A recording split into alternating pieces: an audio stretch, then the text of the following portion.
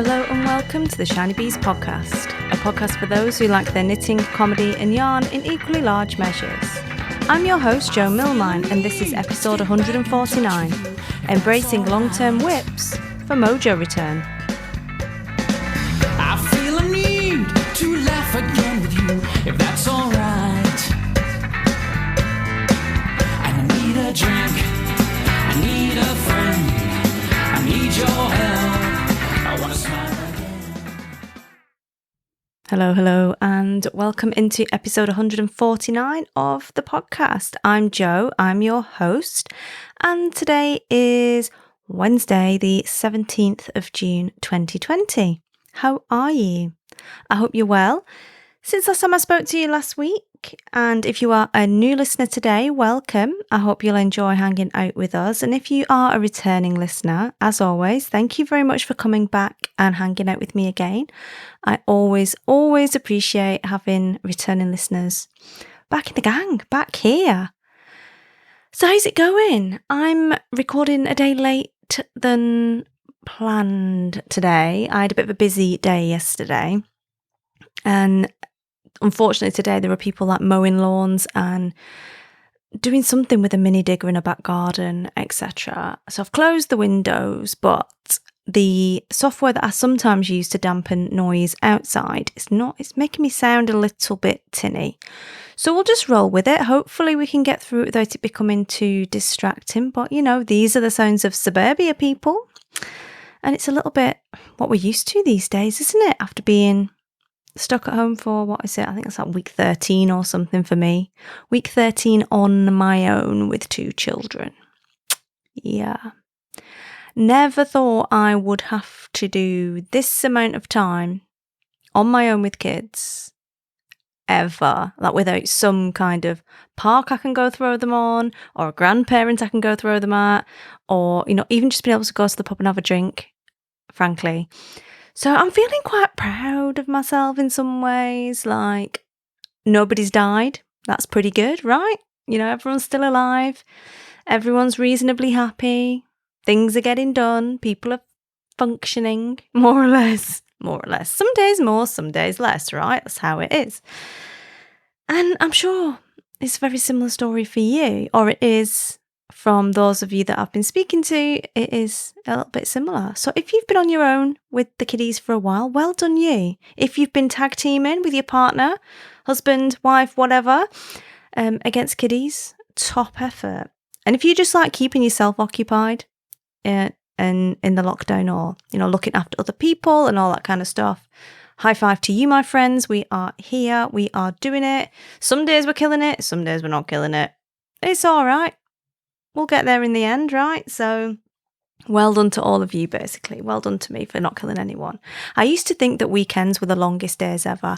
I hate weekends, particularly because my husband works away so much and has been away so much the whole time that weekends were just pretty miserable. It was just a reminder that you were on your own with the kids all the time, and it was just like, oh, well, you can't invite other people because they're having family time. No, you're not having family time because you don't live in the same place. So the thought of like doing 3 months of this by myself is a bit, you know, that was unthinkable when 2 days was like misery. So yeah, crazy. Anyway, got some shout outs today for a few people before we get into the chit chat. I've done a bit of knitting, guys. Unbelievable. But shout outs are for Amy Lee, Madame Knit Spin Cake, as you might know her, and she's been working on Stash Fit.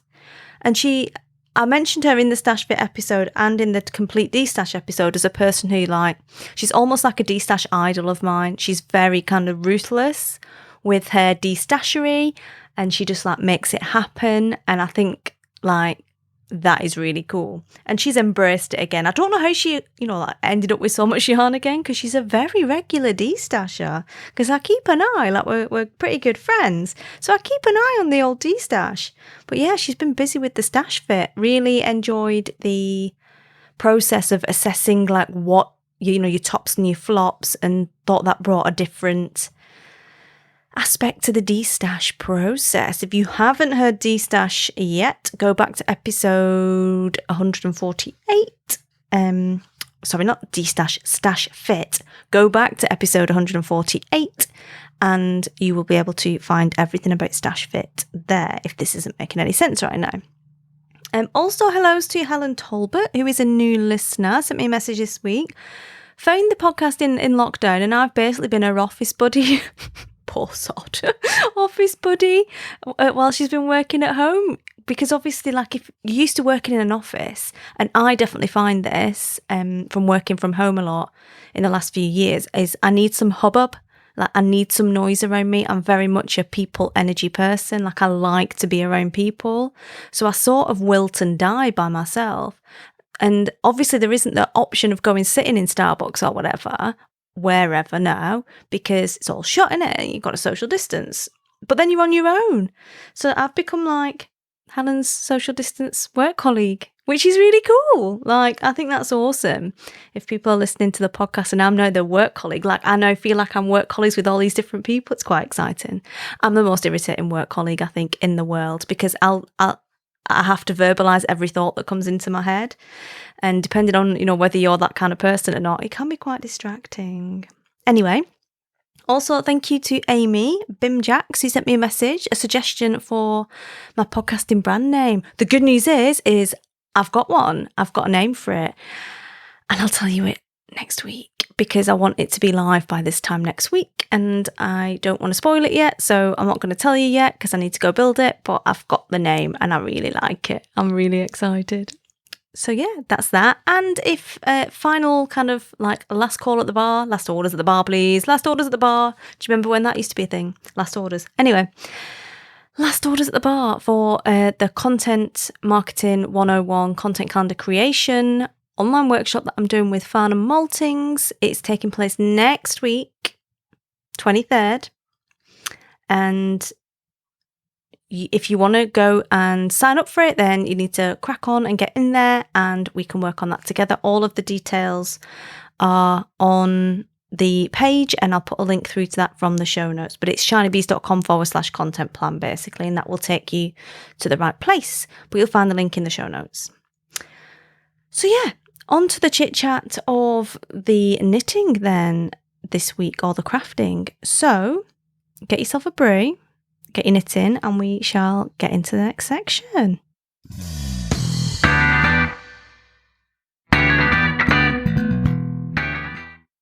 On with the knitting then. And the kind of title of today's quick chit chats, it will be a quick episode today. I didn't manage to get one out yesterday because we were doing a ed psych assessment with Sammy and I was just literally gibbering by the end of it. It was completely like fine. It wasn't a problem. He wasn't a problem. He was a total superstar. But, like your head just gets a bit full and I just thought I just need a bit of quiet time. So I decided to take that. And today I thought we'll make it a nice, easy chit-chatty episode for all of us really, who are out there doing the do. So I have actually knitted this week. I'm very pleased. Now, I recorded last week's episode and that was on Stash Fit, and it was a semi-review, semi-rambling introspective about the philosophy of stash and why it's difficult to get rid of sometimes, and my clear rebellion against some systems that I don't want to buy into because I'm emotionally attached to inanimate objects, i.e. yarn. And also a review of Kate Carter-Evans of Infinite Twist's Stash Fit process, which is actually really good. Quite a few people have already started to do it. They're talking about it in the Shiny Bees Facebook group. You can find that at shinybees.com/community. It will link you straight to that. It's been a bit of chit chat about it. And I was just like talking about all this different stuff and kind of like reflecting on the go about stash and why it is a bit of a thorny subject for us, I think, at times. And it has a lot of emotional weight that it probably isn't entitled to, but depending on, maybe where you've been when you've bought something or who you were with, there's a lot of memories. I'm massively nostalgic. It can be quite tricky just to be like, no, I need a a tweed in navy blue and I need this much of it and that's what I'm going to buy and I'm never going to have anything else. Like, it can be difficult to be that sort of clinical about choosing yarn and stashing or de-stashing or everything else. But we covered that in quite some detail in episode 148, so you can go back and listen to it there. But obviously, as you do, this is the massive danger of the stash. You start talking about it and it gives it life. You can't then ignore it. It's almost like it starts to call to you from the cupboard. I'm in here. Oh, I'm so soft and beautiful. And you just like, you can almost, smell it. It started to call to me and I'm just like, oh goodness me, I've talked about this for so much time now. I'm going to have to get it out. And I'm not supposed to get it out till I've done the workbook, but I'm going to have to get it out. Don't tell Kate I got it out. But I did. So I did, I got it out. And I was a little bit apprehensive. Like, I really wanted to get it out and just have a look at it. I wanted to love it again. Like, I talked so much about it with such fondness. I wanted to love it and not just throw the baby out with the bathwater. So I pulled it all out and I pulled the innards of the cupboard out as well. And that really doesn't help. Like, I've got this cupboard full of random stuff that isn't that organised and you can just shut the door on it. So I thought, sort of throw more stuff in and I know what's in there. It is a filing system, as in I know that the stuff is in there, but it's not organised necessarily. But it don't matter because I know what shelf it's at. I know whereabouts on the shelf it is. I don't need it to be in some system that other people recognise necessarily when it's in there, because I do organise it from time to time, but it tends to be the place where I throw things when someone comes to visit because it's in the spare room. And that's when it gets a little bit hairy. So I pulled it all out, pulled all the other stuff out, straightened everything up in the cupboard. That took 2 days. And threw a load of stuff out, which was amazing. And then I had this yarn. I also found a box of yarn I didn't even know I had. Like, it was obviously yarn that I'd hidden from myself, past me had hidden from future me, thinking that future me wouldn't know it was in there. I know, unbelievable. So I pulled it all out, had a root round in it, put it all back again. And I also found a ton of whips lying around. Now, I love a good whip. I love a good project bag. I've got loads of them. And the problem with project bags is if you've got more than one, it don't matter if you've got a whip in it, because you can get the other one out and just put a new one in that, and then another, and then another, and then someone buys you one, and then that's another one. And before you know it, there's all these like legacy whips lying around in baskets in your storage ottoman in your spare room that you'd just forgotten was there because you don't go rooting around in the spare room storage ottoman, right? It's not a place you hang out. So I found all this stuff, loads of whips, like some yarn I'd forgotten even existed, literally forgotten it had even existed. And some whips, and some of them that I actually really quite liked. I was like, oh, I can't believe I'd forgotten I started that. And I quite fancy finishing it, actually.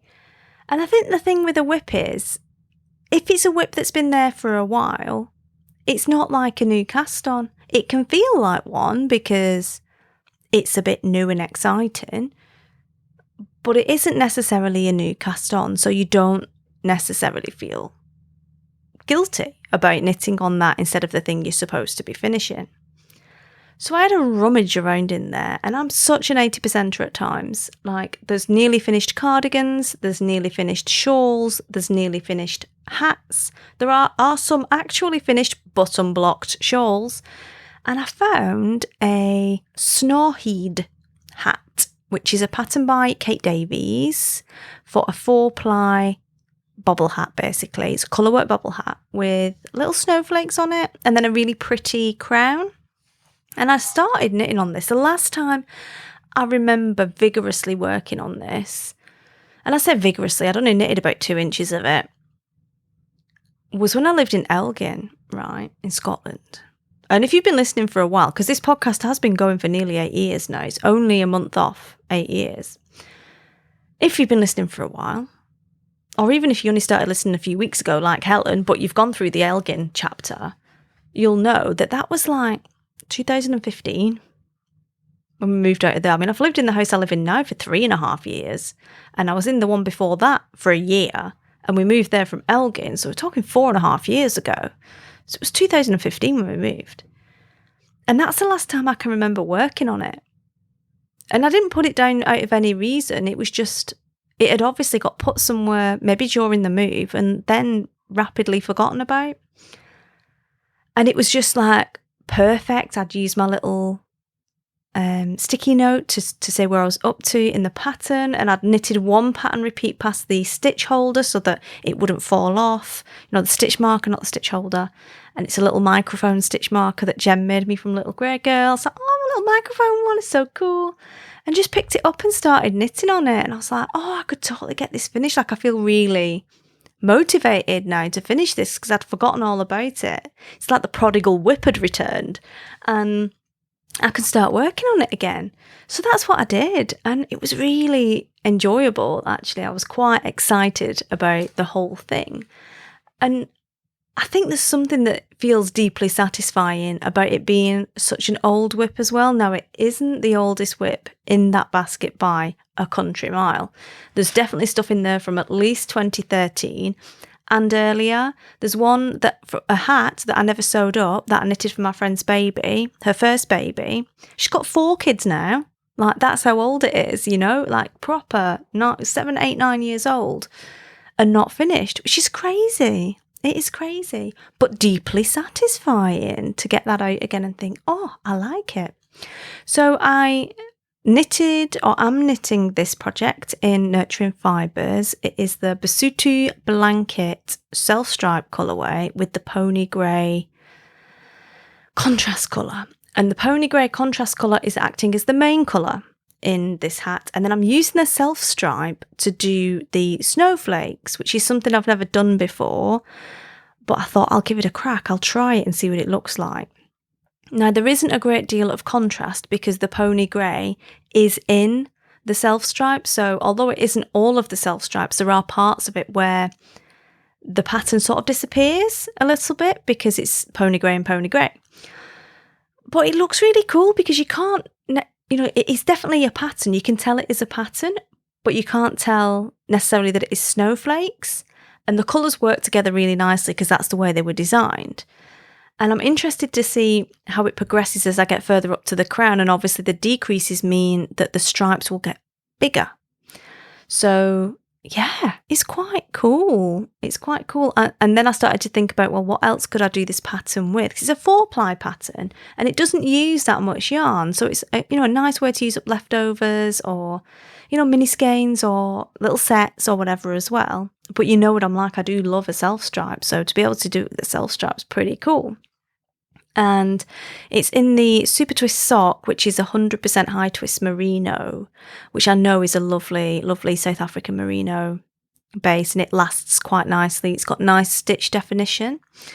So it should be pretty cool. I'm quite excited, but eager to know, like, has anyone in lockdown, any of you, have you started to pull out the whips?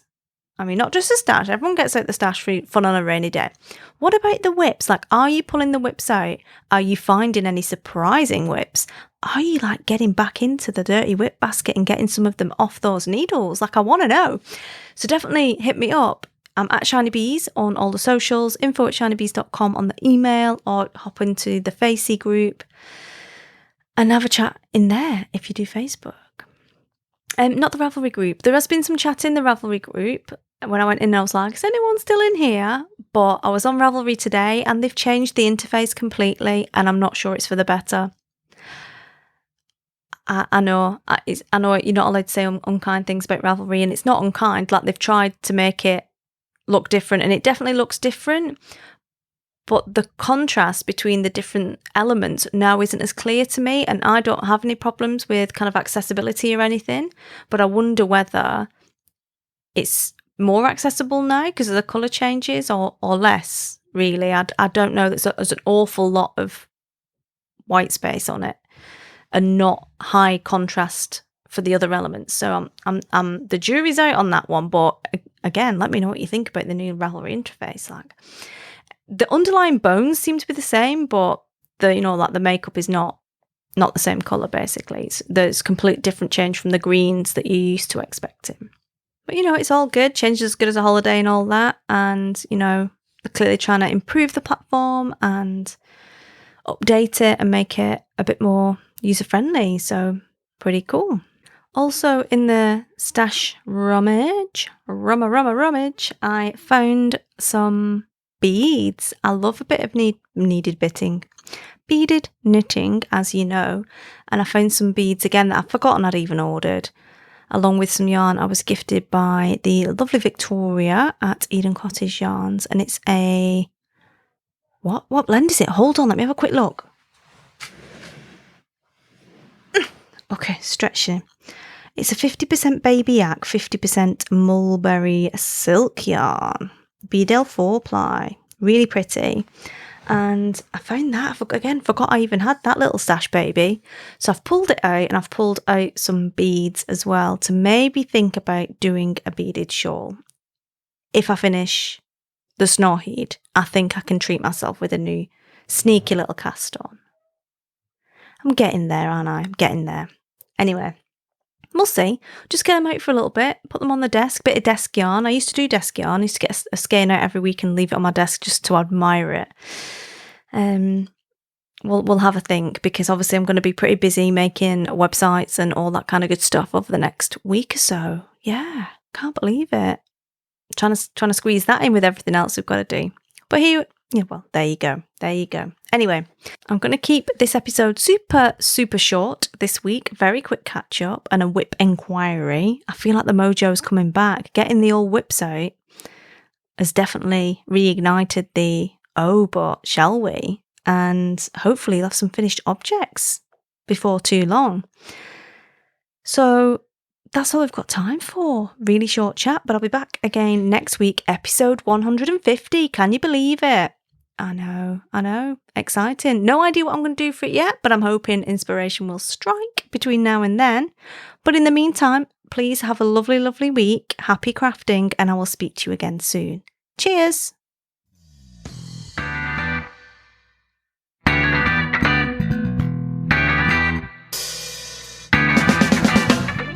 You've been listening to the Shiny Bees podcast. Show notes for this episode can be found at shinybees.com/149.